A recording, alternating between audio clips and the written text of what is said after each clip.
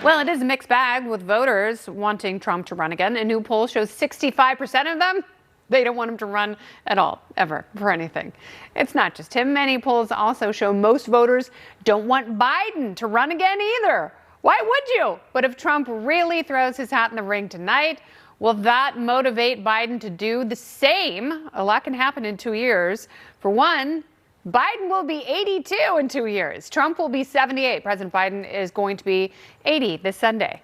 That's a lot of years between them and a lot of time for voters to realize they don't want either of them as president.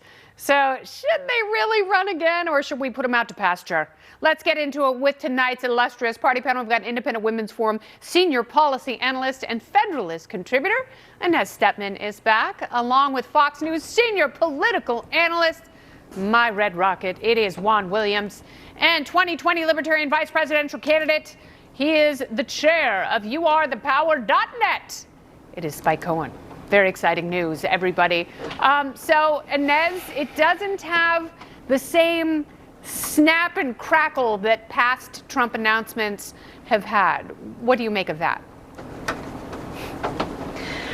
Well, it's hard to say. I mean, certainly snap it, pop and crackle was Trump's bread and butter, right? And actually, I think some of his nicknames are a little bit off this time around, too, but he has time to improve that. No, look, I think there's a lot of reasons to think that Trump would not be the best possible candidate in 2024 for the Republican Party. That being said, I don't think Republican voters are going to be told that by me, by you, by the pages of the National Review, by the conservative chattering class.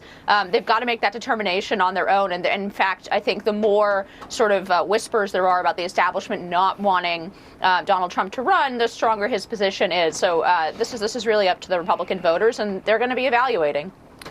They certainly will. And, you know, based on the results from last Tuesday night, it has been a mixed bag from different Republicans in different parts of the country, Juan. And sometimes people don't want the same thing in different parts of these great states. So you tell me, Juan, is if the president does, in fact, in a little less than 2 hours, announce that he is running again, is this the gift that Democrats desperately want but don't deserve? Well, as Grover Cleveland, as you said, Kennedy, I don't know. Snap, crackle, pop. I mean, how about big dud, like the firecracker that didn't go off? Because, as you point out, Democrats are just sitting there and they're like, wait a minute. You mean this guy led the Republicans to a losing campaign in 18 when they lost a record number of midterm seats, a losing campaign presidential election of 20, losing midterms this year, 22, and they want to go down the same road again. It's kind of from the Democrats' perspective, have at it, go. But I must say, just for a second, to put myself in Republican shoes, boy, are they blistered that he is doing this before the runoff in Georgia. His enemy there, Mitch McConnell, the Senate Majority Leader, wants Herschel Walker to win. And this does not help Herschel Walker. This takes all the attention away. It's as if Trump is just running the party of Trump, not running under the Republican banner. All right, so is that the best thing to break up the two-party system? Spike, is there some utility in Donald Trump continuing his political career?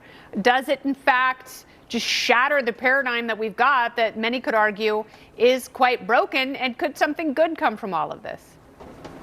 Yeah, I mean, I think there is a tremendous amount of utility for other parties for Donald Trump to run again, certainly for third parties and for the Libertarian Party. If you wanted a good case for the fact that Republicans and Democrats are going to keep giving you terrible options, Trump versus Biden, too, should pretty much drive that home. Let's remember, in this case with Donald Trump, we now know, we have the benefit of knowing how he's actually going to govern, like a lifelong New York Democrat. He ran up record amounts of spending. He fought for red flag laws and other types of gun control. He empowered the CDC and fought for lockdowns in the opening months of COVID. He attacked governors and even other countries that ended their lockdowns. He ran up so much debt, so quickly, $7 trillion in one term, that in order to fund that debt, the Federal Reserve had to print out half of the money that had ever been printed ever, which led to the inflation we're suffering now. And now he's attacking backing Ron DeSantis, who possibly had a good chance of beating Biden, so that if Ron DeSantis does actually win the primary, he's going to come away as Ron Sanctimonious and have that hovering over him. So yeah, as a libertarian, as someone who wants someone other than a Democrat or a Republican to win, I hope that we have Trump versus Biden too. I think that's the best shot we have in this race.